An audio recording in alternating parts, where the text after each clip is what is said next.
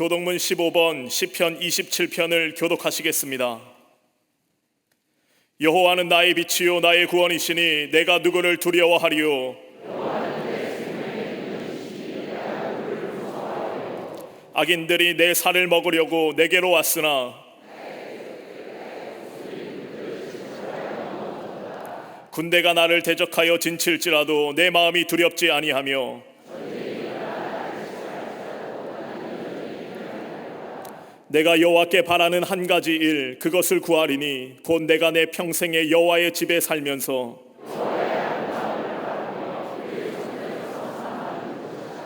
여호와께서 환난 날의 나를 그의 초막 속에 비밀히 지키시고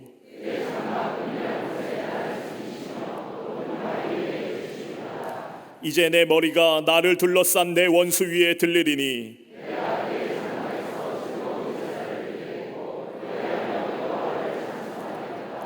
아멘.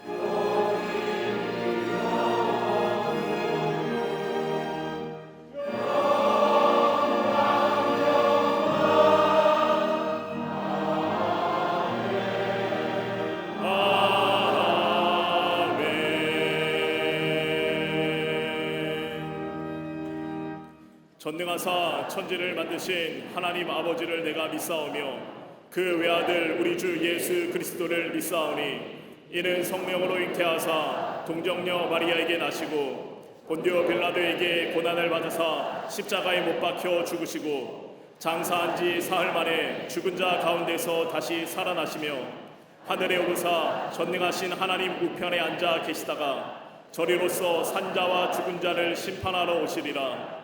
성령을 믿사오며 거룩한 공회와 성도가 서로 교통하는 것과 죄를 사하여 주시는 것과 몸이 다시 사는 것과 영원히 사는 것을 믿사옵나이다. 아멘.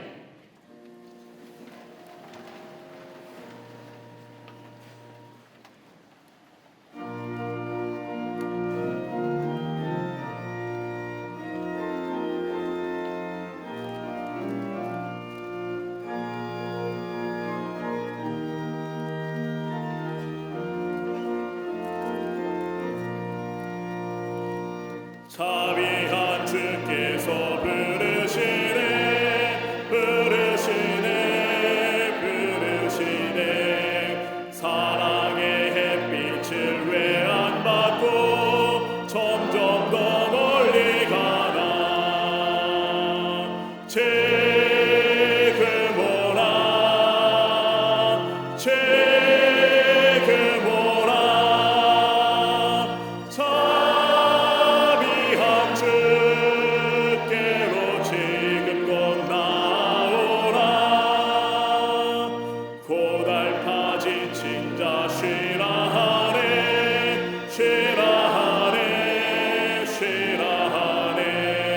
무거운 짐 진짜 다 나오라 쉬게 해주시리라 지금 오라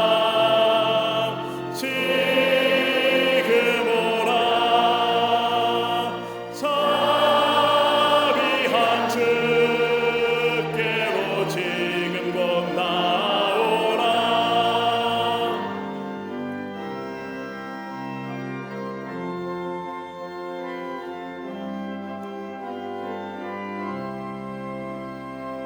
주께서 지금도 기다리네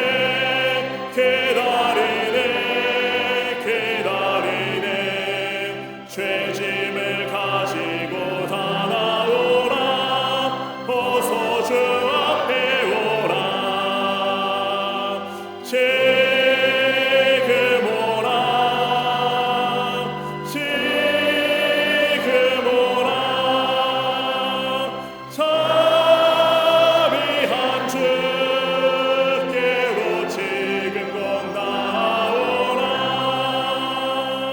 주님의 소리를 들어보라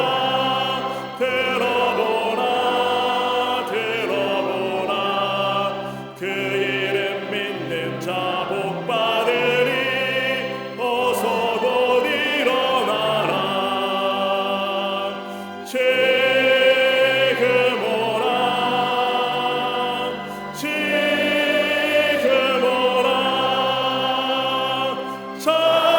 자비한 주께로 지금 곧 나오라.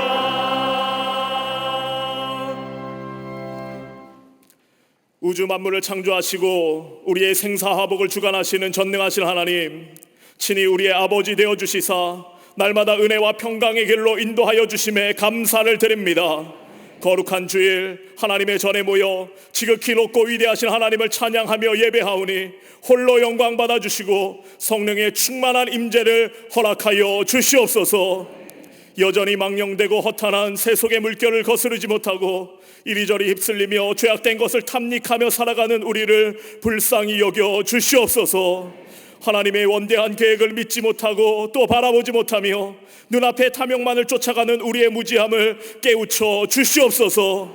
오늘도 부끄러운 모습으로 애통한 마음으로 주의 보좌 앞에 섰사오나 주께서 원하시는 제사는 상한 심령이라 말씀하셨사오니 우리의 마음을 받아주시고 예수 그리스도의 십자가 은혜로 새롭게 하여 주시옵소서. 이 나라 대한민국을 사랑하신 하나님, 일찍이 이 땅을 고요한 아침의 나라로 동방의 예루살렘으로 세우사 자유와 번영, 축복과 평화를 누리게 하심에 참으로 감사를 드립니다. 다시금 이 땅의 모든 백성들이 오직 하나님만을 경외함으로 성령의 불길이 타오르는 거룩한 대한민국 되게 하여 주시옵소서. 극한의 대립으로 치닫는 정치권이 하나 되게 하시고 국민들의 마음도 하나 되게 하여 주시옵소서. 이념과 세대의 갈등을 넘어서게 하시고 하나님의 손 안에서 하나 되는 이 나라 되게 하여 주시옵소서. 계속된 도발로 인하여 한반도를 긴장시키는 북한의 악한 정권을 하나님의 정의로 다스려 주시고 이 땅에 참된 평화가 이루어지도록 인도하여 주시옵소서. 계속된 경기 침체로 인하여 고통당하는 이들을 굽어 살펴주시고 하나님의 축복이 온 땅에 흘러넘치게 하여 주시옵소서. 이 땅을 병들게 하는 악한 영의 역사는 다 물러가게 하시되 차별금지법에 독소조항이 폐기되고 사학법의 재개정을 통하여 무너진 교육계가 다시금 일어서게 하여 주시옵소서. 그리스도의 피값으로 사신 교회들마다 음부의 권세가 감히 넘보지 못하게 하시고 예배가 회복되게 하시며 전도와 선교의 사명을 감당하는 한국의 모든 교회들 되게 하여 주시옵소서. 그 중심에 우리 광림재단을 세워주시고 하나님의 위대한 역사에 쓰임받게 하심에 감사를 드립니다. 날마다 성령의 충만함으로 이 재단에 허락하여 주시사 우리의 자녀들이 예언을 말하고 젊은이들이 환상을 보며 아비들은 여전히 하나님 나라를 위하여 거룩한 꿈을 꾸는 복된 재단 되게 하여 주시옵소서. 제36회 호렙산 기도회를 열게 하시고 큰 일을 행하시는 하나님의 역사를 보게 하심에 감사드립니다. 매일 새벽을 깨우는 경건의 훈련을 통하여 우리의 믿음이 한층 더 성장하게 하시고 금생과 내생에 넘치는 축복을 내리워 주시옵소서. 새벽마다 능력의 말씀을 선포하시는 담임 목사님 붙들어 주실 줄로 믿습니다. 독수리 날개쳐 올라간 같이 새 힘을 더하여 주시고 더 높이 비상하여 한국교회와 감리교단을 위하여 크게 쓰임받도록 인도하여 주시옵소서. 오늘도 하나님의 말씀 선포하실 때에 마른 뼈와 같이 마른 우리의 심령이 성령의 바람이 불어와 하나님의 군대로 변화되는 축복 허락하여 주시옵소서. 세우신 남녀 선교회와 실업인 선교회 모든 특수 선교회 위에 함께하여 주시사 맡은 자들에게 구할 것은 충성이라 하셨사오니 일치된 순종으로 충성하여 생명의 면류관을 얻게 하여 주시옵소서. 믿음의 다음 세대인 교회학교와 청년선교국, 청장년부와 사랑부, 샤이닝 부서의 회복과 부흥을 허락하여 주시옵소서. 점점 더 악해져가는 세상 속에서 구별된 하나님의 사람으로 세상을 비추는 빛의 자녀들로 성장케 하여 주시옵소서. 전 세계에 흩어져 있는 9개 나라 11개 선교센터에 함께하여 주시사 땅끝까지 이르러 증인된 사명 감당하는 이들에게 부흥을 허락하여 주시옵소서. 잠비아 선교센터의 학사동과 기숙사동이 아름답게 완공되게 하시고 튀르키예 안디옥 개신교회도 온전히 되건되어 아프리카 대륙과 무슬림 땅에 예수 그리스도의 십자가 복음의 역사가 넘치게 하여 주시옵소서. 오늘도 마음의 옥합을 깨뜨려 아름다운 고백을 드리는 갈릴리 성가대와 오케스트라의 찬양을 기쁘게 받아주시고 하늘의 은혜를 내리워 주시옵소서. 기도와 간구의 제목을 담아 제단을 아름답게 장식한 손길에 풍성한 은혜를 허락하여 주시고 이른 시간부터 교회를 위하여 수고하는 모든 손길들 기억하시사 복의 복을 허락하여 주시옵소서. 함께 예배드리는 광림 남교회와 북교회 동탄성전과 방송과 인터넷으로 예배에 동참한 모든 이들에게도 성령의 충만한 은혜로 함께하여 주시옵소서. 오늘도 우리의 예배를 기쁘게 받아주실 줄 믿사오며 예수님의 이름으로 기도하옵나이다. 아멘. 하늘에 계신 아버지 이름 거룩하사 주님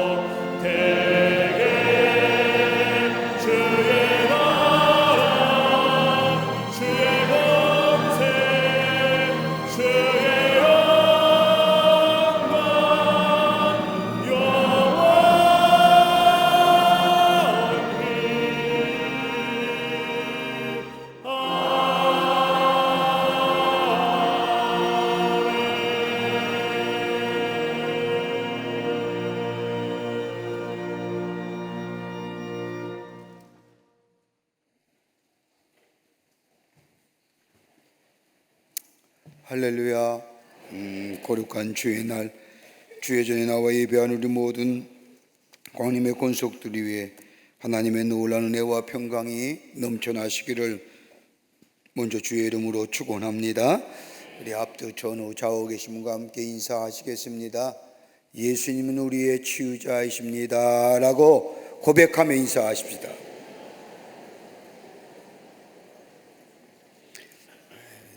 말이 좀 기니까 못 따라 하시는 것 같죠? 그죠? 뭘 아니긴 아닙니까? 인사도 안 해놓고. 다시 하겠습니다. 말이 길어도 이건 우리의 고백이어야 됩니다. 예수님은 우리의 치유자이십니다 라고 고백하며 인사하십니다.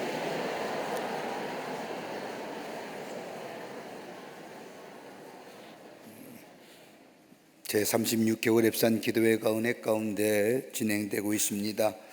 7월 12일까지 우리가 랩산 기도회 40일 동안 기도해야 하는데 여러분들 다 나오셔서 함께 기도하는 시간 되기를 바랍니다. 오늘이 28일째입니다. 이제 12일 남았습니다.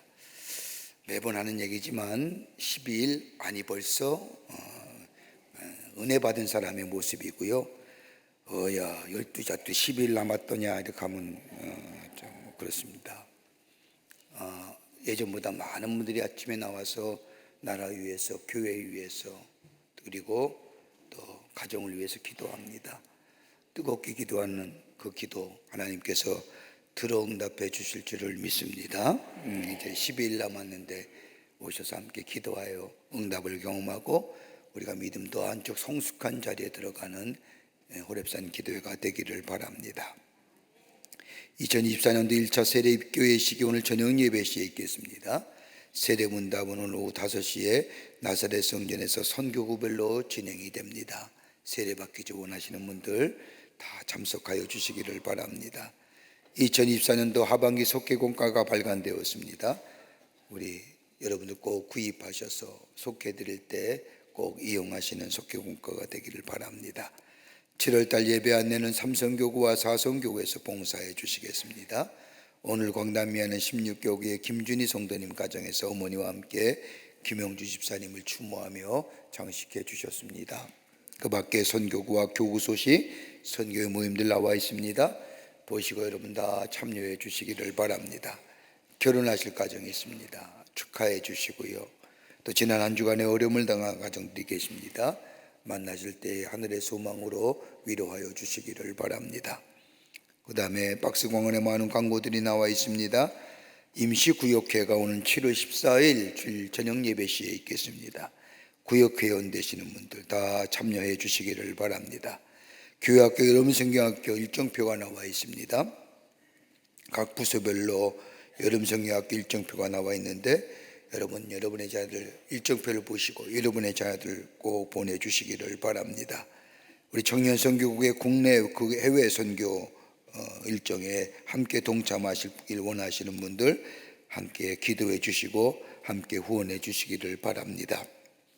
그 밖에 박스광론에 관한 광고들 여러분 보시고 기도해 주시고 또 관심을 가져주시고 참여해 주셔서 하나님 나라의 지경을 넓히는 데 쓰임받는 기회가 되시기를 바랍니다. 이제 성경무도 읽겠습니다.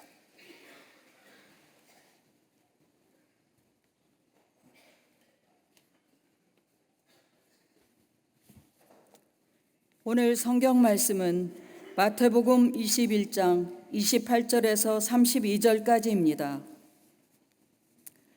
그러나 너희 생각에는 어떠하냐?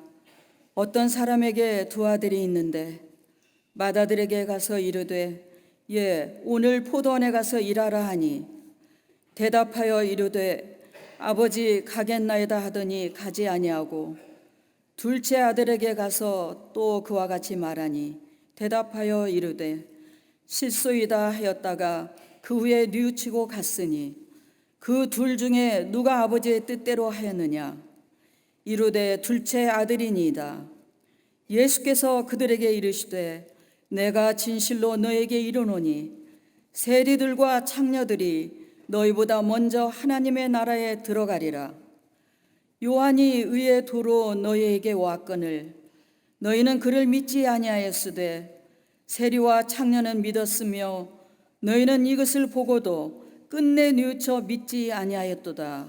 아멘.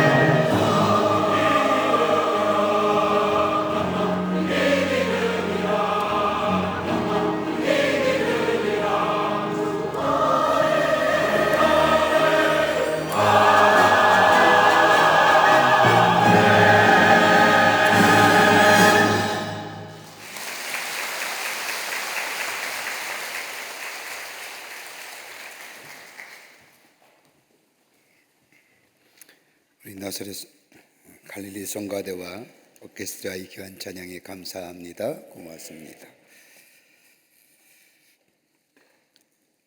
오랫동안 배를 몰았던 노련한 선장에게 한 승객이 다가와 묻습니다. 배를 오랫동안 몰면서 어느 때 가장 힘이 들었습니까? 라고 묻자 선장이 웃으면서 대답하기를 내가 배를 몰면서 가장 힘이 들었던 때는 약 20m의 무서운 풍랑을 만날 때였습니다. 라고 대답을 합니다. 승객들이 놀라 다시 묻습니다. 근데 그 엄청난 파도를 어떻게 뚫고 나왔습니까? 그러자 선장이 대답합니다. 20m의 무서운 풍랑 가운데서도 배가 동력을 잃지 않는 한 얼마든지 뚫고 나올 수가 있습니다. 그러면서 말하기를 배가 동력을 잃어버리면 그 배는 표류하게 되고 배가 표류하게 되면 그 배는 반드시 파손하게 됩니다. 그러나 아무리 엄청나고 무서운 풍랑이 일어나더라도 배에 동력만 있으면 얼마든지 그 풍랑을 이길 수가 있습니다 라고 대답하였다고 합니다. 우리 인생도 마찬가지가 아닐까요? 배의 동력이 상실되었다는 것은 마치 우리 인생에서 목표를 잃어버렸다는 것이요, 목표를 잃어버렸다는 것은 방향성을 상실했다고 말할 수 있을 겁니다. 방향성을 상실하게 되면 그 인생은 집중력을 잊어버리게 되고, 집중력을 잊어버리게 되면 그 삶에는 마치 동력을 잃어버린 배처럼 파손한 인생이 되고 맙니다. 우리 인생일 것일까요? 우리의 믿음은 어떤 건가요? 여러분, 예수님을 모르는 사람은 세상의 학문의 깊이나 저 지식의 풍성함이나 경험의 다양성을 가지고 이야기합니다. 그러나 다만 예수를 믿는 그리스도인이라면 오직 한 가지만 바르게 알면 됩니다. 뭘까요? 예수 그리스도십니다. 예수만 분명히 바르게 알면 우리의 삶 속에 놀라운 역사가 경험되어집니다. 안다는 것은 히브리 말로 야다라고 표현되는데, 이 말은 경험되어진다고 하는 말과 체험되어진다는 의미입니다. 예수를 믿는다는 것은 단순히 지식의 수준을 넘어서는 체험되는 것을 말합니다. 예수님이 체험되질 때 우리의 삶에 새로운 변화가 일어납니다. 내가 믿는 예수를 우리의 삶에 바르게 체험될 때에 예수가 나의 삶의 구원자 되시고 나의 삶의 주인 되심을 고백하게 될 때에 우리의 삶의 목표가 분명해집니다. 여러분, 왜 이리 우리의 사는 사회가 혼란스러운 이유가 어디 있을까요? 삶이나 공동체에 나아갈 목표가 분명하지 않을 때에 혼란스럽습니다. 여러분, 우리의 삶 가만히 보십시오. 한 사회학자에 의하면 우리가 하루에 무의식적이든 의식적이든 결정할 일이 무려 몇 건이냐면 36,000건이랍니다. 쉽게 생각하세요. 오늘 문 닫을까 문 열까? 여기 앉을까 저기 앉을까? 그렇죠? 오늘 택시 타고 갈까 버스 타고 갈까 지하철 타고 갈까? 이 결정하는 것이 무려 의식이든 무의식이든 36,000가지입니다. 그런데 그 36,000가지보다 더 결정의 양이 많으면 많을수록 삶이 메시아는 혼돈스럽다.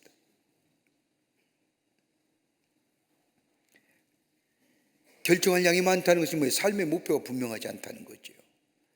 삶의 목적이 분명하고 목표가 분명하면 여러분, 우리의 삶에 결정할 것도 심플해집니다. 목표가 분명하기에 결정력도 심플해지는 겁니다. 예수님을 만나서 예수님이 나의 삶의 주인 되심을 믿게 될 때에 삶의 목표가 달라지고 삶의 방향성이 달라지고 더 나아가 우리의 미래가 달라집니다. 예수님 말씀하신 것처럼 내가 길이요 진리요 생명이니라고 하는 말씀처럼 우리가 예수를 체험하게 될 때에, 예수를 믿을 때에 우리 안에 진리가 있게 되고 우리 안에 예수의 생명이 있게 되며 더 나아가 우리 안에 지혜가 있어 그 인하여 능력과 권세 그리고 새로운 역사를 이루어나가는 하나님이 주시는 힘을 소유한 인생으로 새롭게 변화되는 역사를 살아가게 됩니다. 여러분, 예수를 모시고 사는 우리들을 가르쳐서 성도라고 얘기합니다. 제가 좀 유감스러운 것은 신도라는 말을 하는 사람들을 굉장히 유감스럽게 생각합니다. 신도라고 하는 것은 다른 종교를 믿는 사람이나 우리 기독교를 믿는 사람이나 똑같다는 얘기입니다. 다르잖아요. 우린 구원의 절대성이 있잖아요. 예수 외에는 구원받은 사람이면, 그런데 어떻게 다른 종교를 믿는 사람이나 우리나 같다고 신도라고 얘기합니까? 성경은 우리를 가리켜서 성도라고 얘기합니다. 거룩한 무리입니다. 거룩한 예수님을 우리의 삶의 주인으로 모시고 사는 사람들이라는 겁니다. 그러기에 우리가 믿는 예수의 사람, 우리 믿는 예수의 사람들의 행실 하나하나가 따라서 하나님께 욕이 되기도 하고 영광이 돌아가기도 합니다.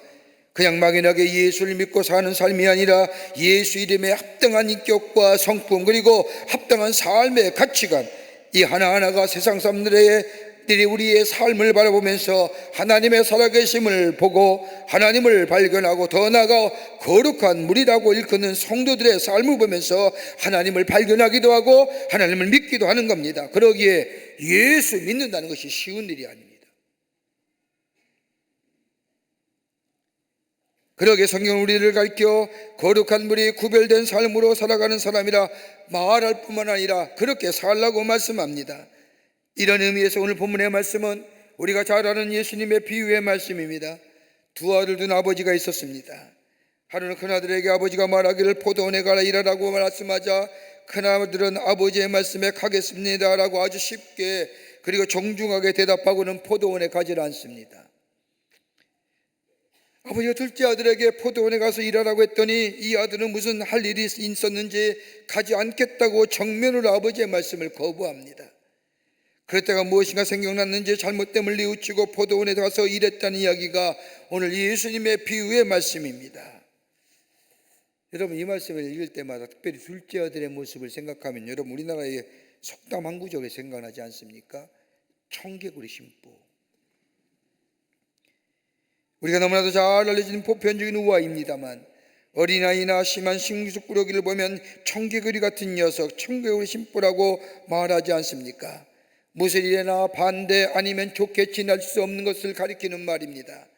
이런 모습을 가리켜서 심리학자들이 얘기하기를 이런 자들의 모습은 열등감의 발로로 인한 심리적인 병리적 형태라고 얘기합니다.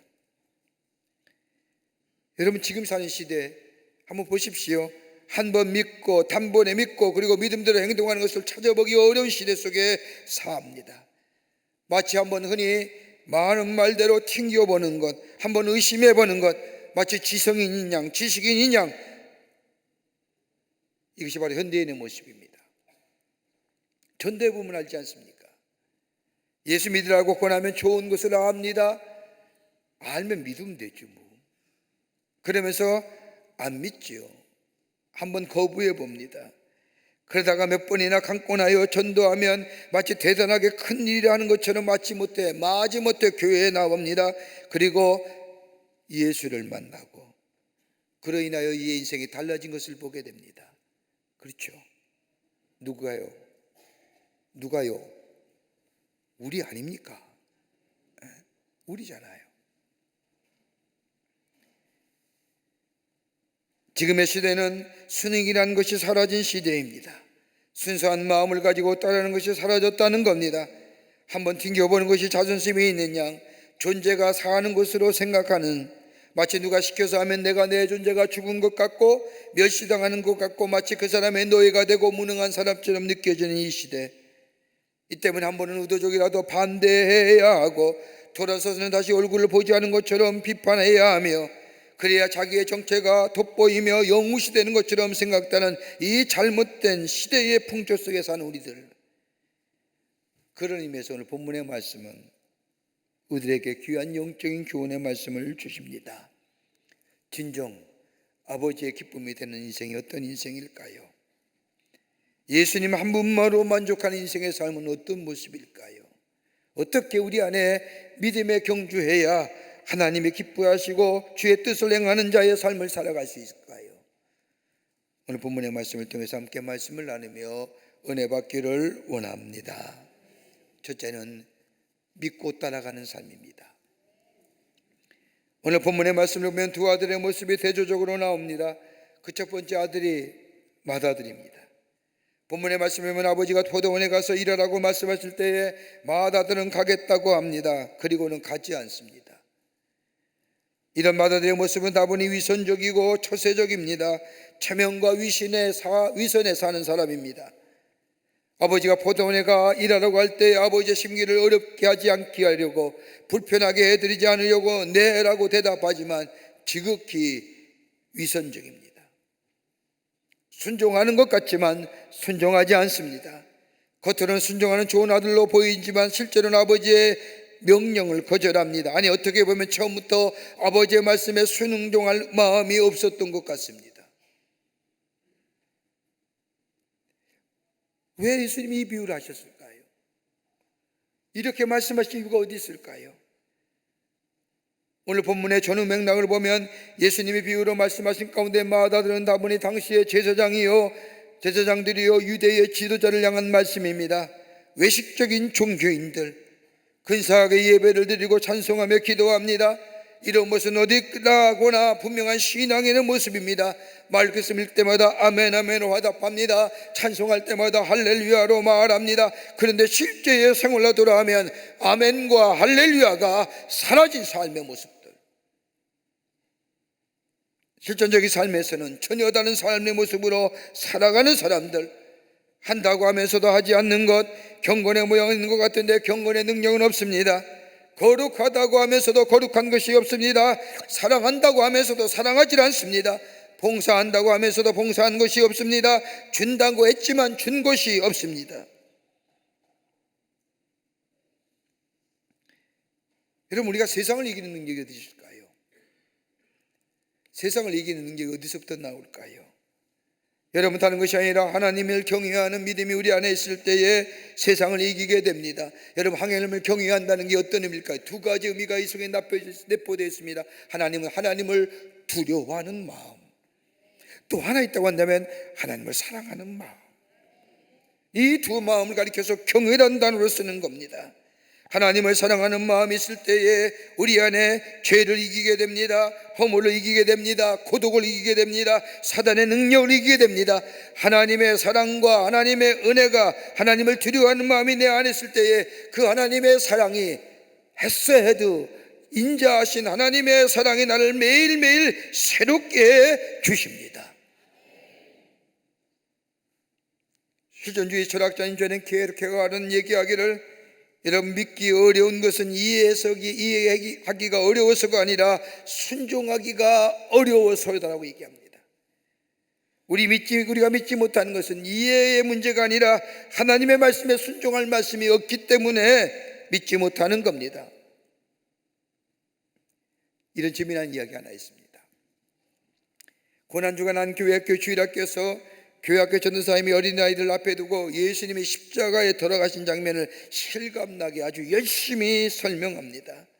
예수님이 못 박히셨고 로마의 병정에게 채찍을 만지시고 머리엔 가시 면류관 씌고 창에 찔리시고 그 무거운 십자가를 지고 저 골고다 언덕에 올라가 십자가에 죽으실 때 물과 피를 다 흘리고 죽으셨단다라고 아이들에게 이야기하자 한 아이가 깜짝 놀라면서 엉엉 소리내 우는 겁니다. 전도사님이 깜짝 놀랐습니다. 너 어디 아프니? 그랬더니 이 아이가 대답합니다. 아니에요. 예수님이 얼마나 아팠을까 생각하니 너무너무나 괴로워요. 이야기하는 겁니다. 그런데 그 옆에 있는 한 아이가 이야기합니다. 전도사님, 얘는요 그 이야기가 전부 진짜인 줄 아나 봐요.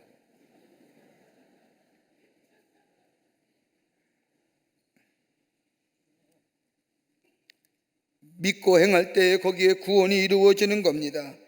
왜 우리 안에 구원의 능력과 더불어 세상을 이기지 못하고 자꾸 넘어지고 쓰러지며 시험 들며 세상에 어떤 사람보다 강력한 하늘의 능력을 가지고 있으면서도 우리의 삶이 넘어지고 쓰러진 이유는 다름이 아니라 우리 안에 말씀은 듣긴 듣는데 행함의 능력이, 실천의 능력이 사라졌기 때문입니다. 여러분, 믿음은 능력입니다.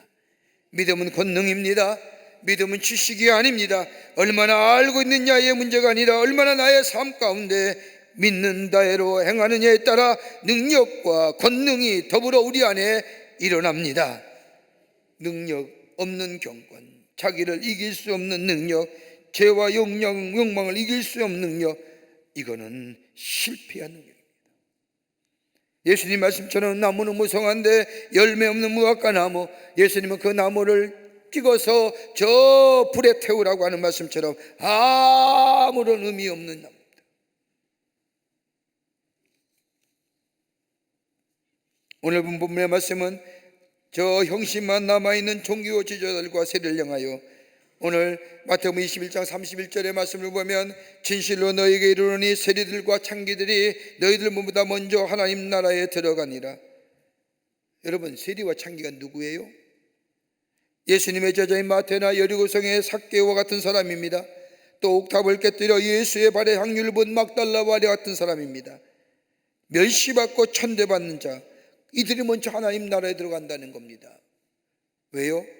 하나님의 말씀을 듣고 뉘우치며 회개하고 뒤돌아서지 아니하고 하나님의 놀라운 은혜와 사랑에 감격하며 말씀대로 사는 저 창기와 세리가 너희들보다 먼저 하나님 나라.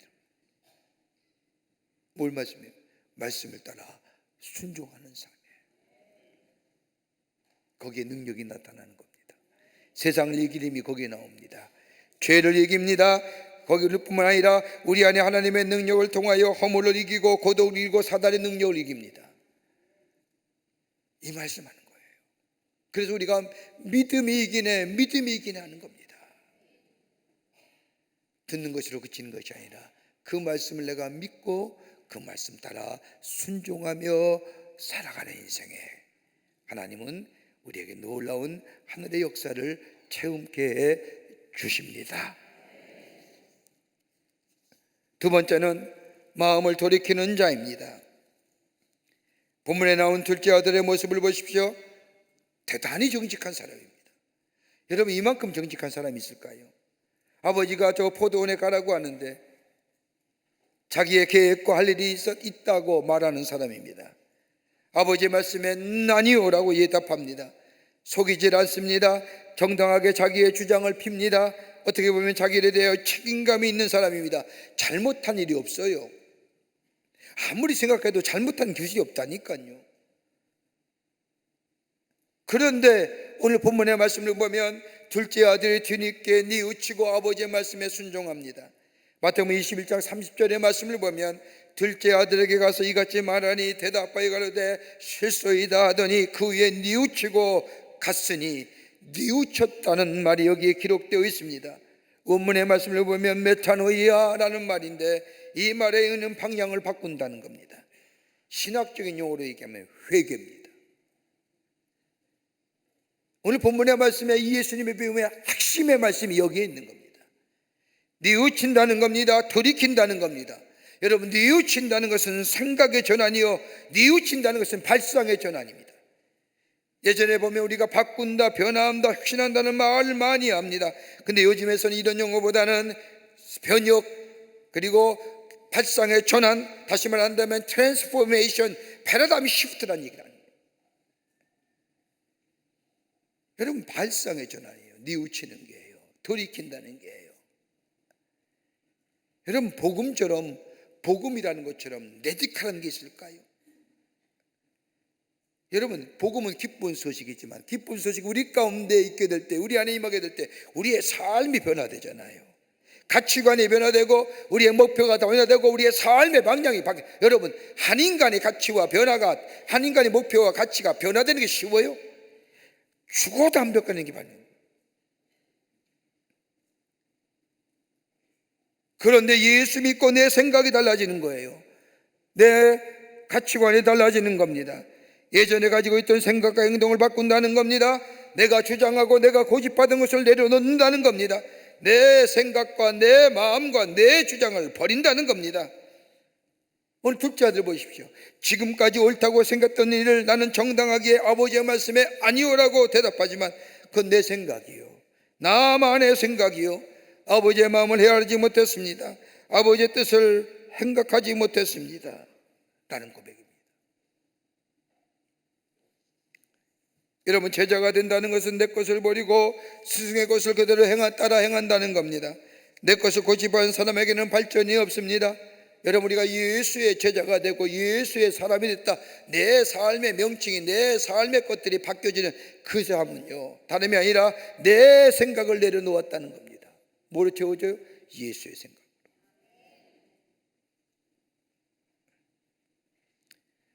버나드 로간이라고 하는 신학자가 쓴 책 가운데 신학의 방법론이라는 책을 보면 회개를 세 가지 차원에서 이루어진답니다.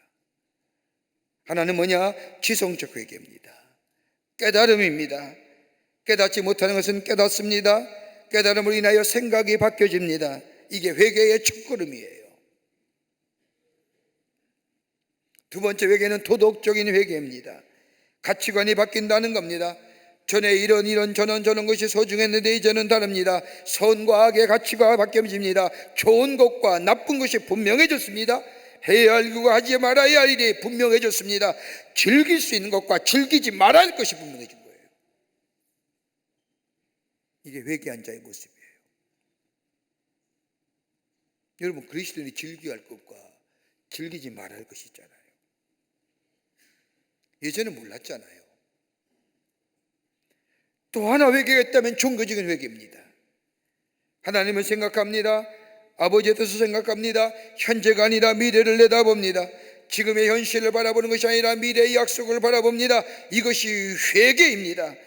마음의 방향을 주님께로 바뀌는 겁니다.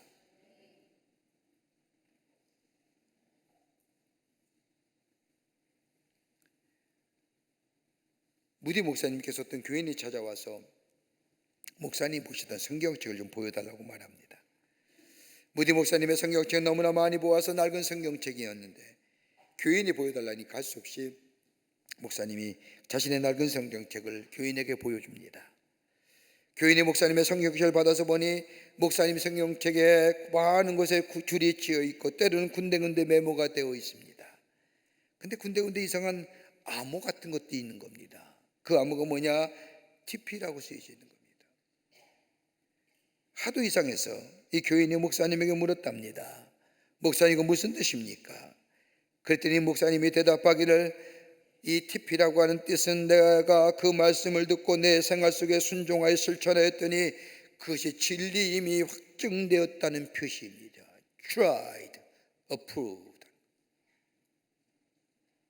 시도했더니 증명됐다는, 말씀을 따라 실천했더니 내 삶 속에 그대로 그 말씀이 입증되었다는 겁니다.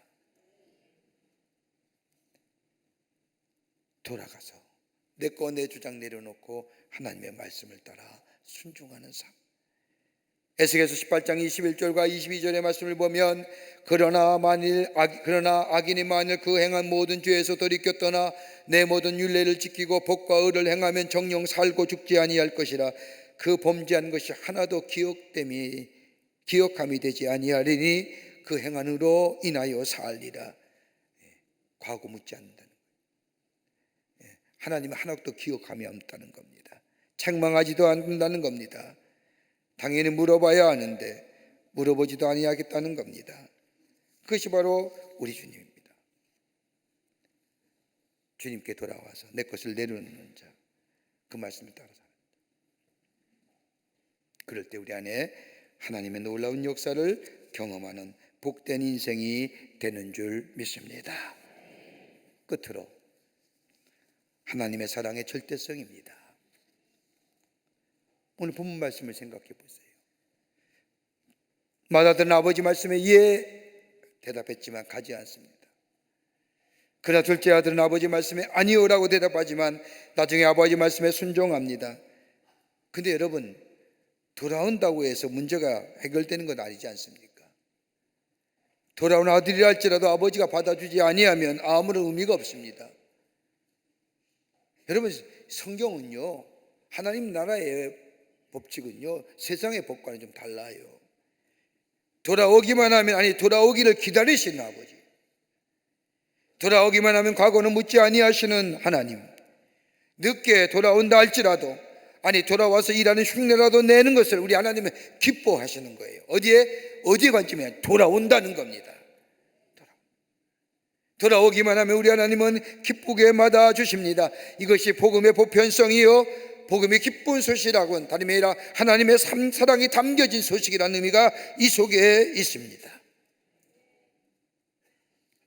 과거 묻지 않습니다. 그저 돌아온 것으로 기뻐합니다. 뉘우치라고 권하지 않습니다. 잘못한 것 아니냐고 묻지 않습니다. 그저 온 것으로 기뻐하십니다. 그리고 그 사랑에, 그 하나님의 사랑 안에 거하며 하나님의 신 은혜와 축복을 누리는 삶으로 함께하여 주신다는 겁니다. 1953년 어느 날 샌디에고 근교에 있는 화려한 저택에 전화벨이 오련하게 울립니다. 그 집 안주인이 전화를 받습니다. 하공전쟁에 참여했던 아들이 돌아와 해군본부에서 전화를 한 겁니다. 아들이 수화기 너머로 소리가 들립니다. 어머니, 제가 돌아왔습니다. 어머니 너무나 반가운 나머지 빨리 집에 돌아올 것이 왜 전화를 거느냐고 다그칩니다. 그때 아들이 미리 어머님께 전화로 알려드릴 것이 있습니다. 제가 전쟁터에서 만난 한 친구를 데리고 집에 가려고 합니다. 이야기하자 어머니는 물론 데리고 오라고 말합니다. 그때 아들이 더 이어서 얘기합니다. 근데 어머니, 이 친구는 부상을 당해 눈을 하나 잃어버렸습니다. 팔과 다리도 하나씩밖에 없는 불구입니다. 더구나 부모가 없어서 제가 데리고 함께 살려고 합니다. 그저 어머니가 얘기합니다. 그래야지. 그러면서 한마디 더 덧붙입니다. 얼마나 데리고 있을 생각이냐? 1년 함께 살 거니? 묻자 아들이 전화 너머로 아니에요. 일생 동안 함께 살려고 해요. 같이 있으려고 해요 라고 말하자 이 엄마가 얘기합니다. 너 군대 갔다 오더니 감상주의자가 됐구나. 사랑이란 그렇게 쉬운 것이 아니란다. 처음엔 몰라도 점점점 지겨워질 것이다. 더 있다면 짐이 되어 무겁게 느낄 것이다. 그저 잠깐 동안만 함께 지내기로 하거라. 이 말에 아들은 인사도 없이 털커덕 수화기를 내려놓습니다.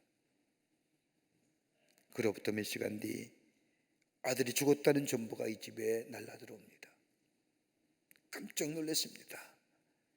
어머니는 좀만 전에도 내 아들과 전화됐는데, 내 아들의 목소리를 들었는데 하며 울먹으며 단걸음에 달려가 죽은 아들을 얹어 안습니다. 그런데 죽은 아들을 가만히 들여다보니 아들은 눈이 하나 없는 겁니다. 팔과 다리가 각각 하나씩 없습니다. 점점 지겨워질 것이고 나중엔 짐이 될 것이라고 하는 어머니의 말을 듣고 이 아들은 12층 호텔 옥상에 올라가 뛰어내려 자살을 하는 겁니다.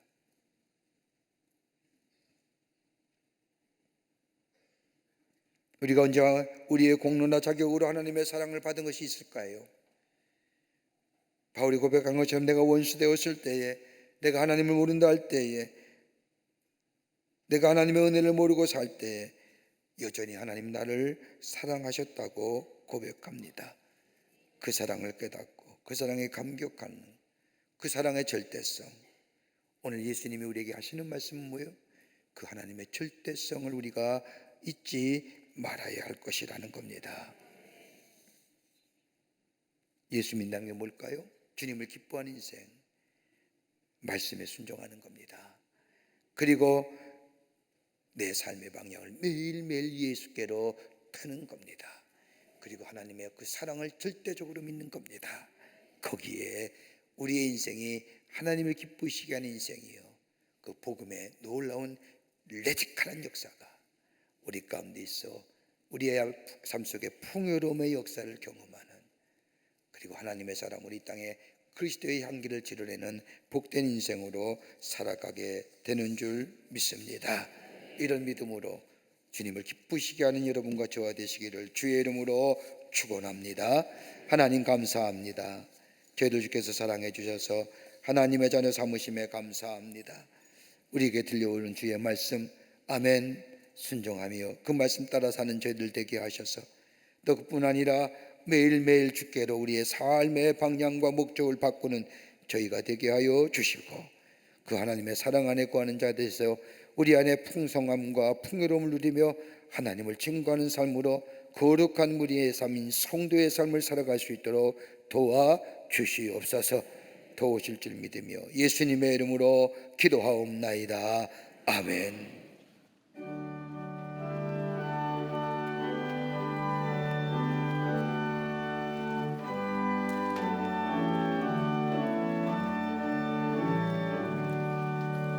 내 맘과 정성을 다하여서 주 너의 하나님을 사랑하라.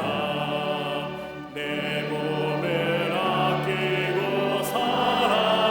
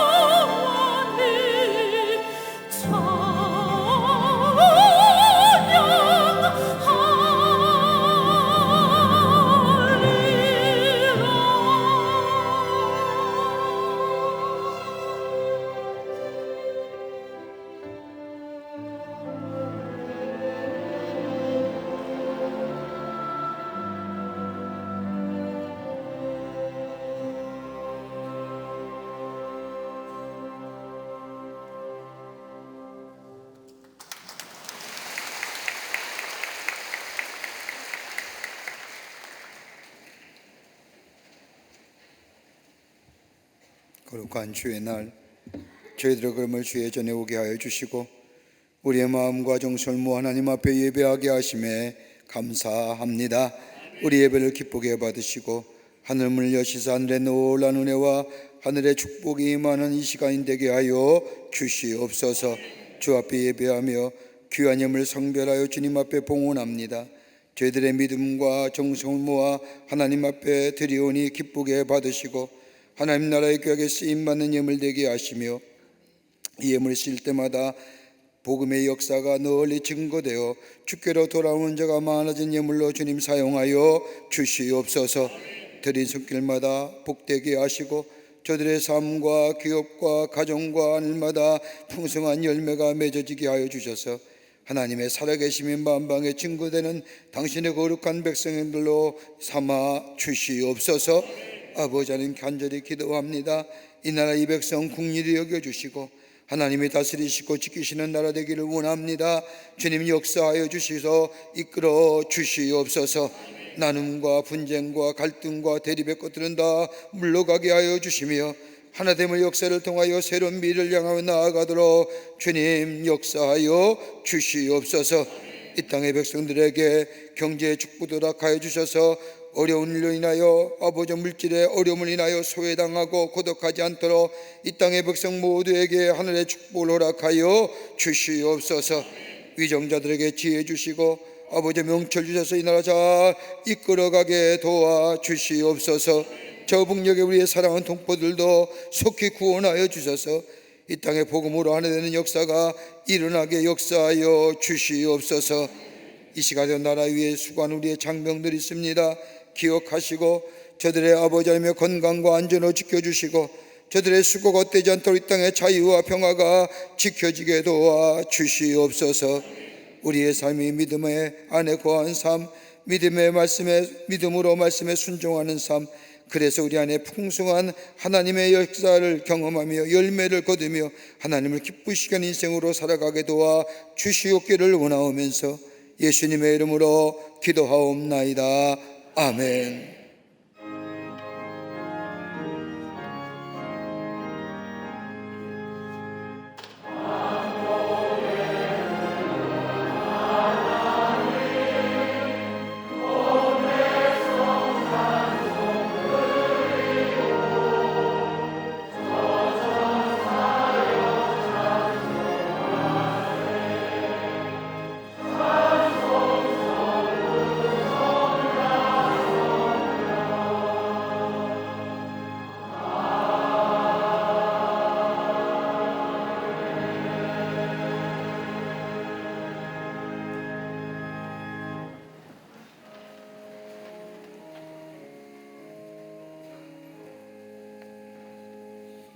오늘 아침 시간에 우리 교회 처음 오신 분 계시면 환영하도록 하겠습니다.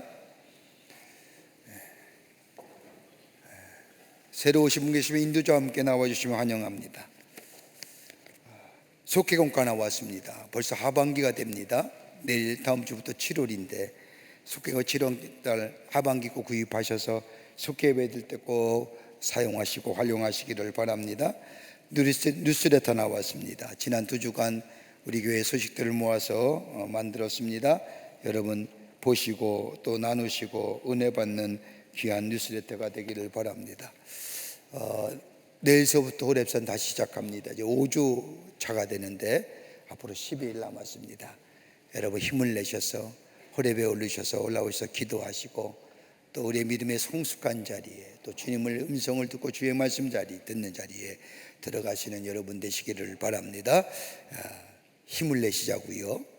내일 뵙겠습니다. 다 일어나실까요? 우리 함께 마지막 찬송하시겠습니다.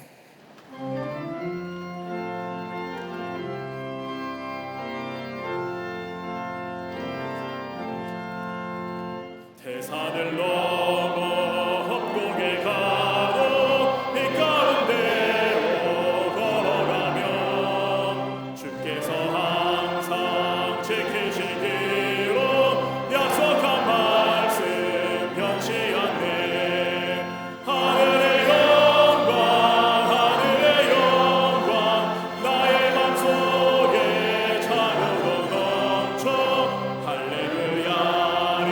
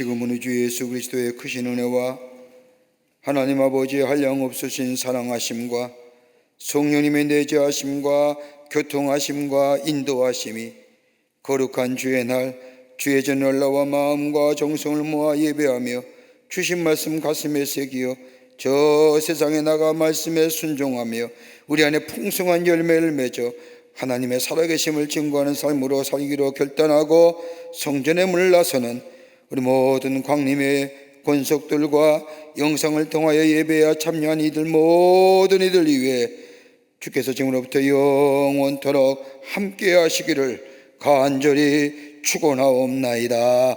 아멘. 주신 하나님, 주신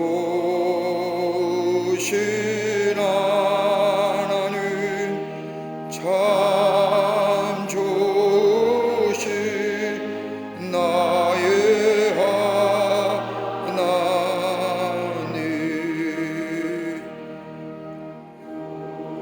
우리의 예배를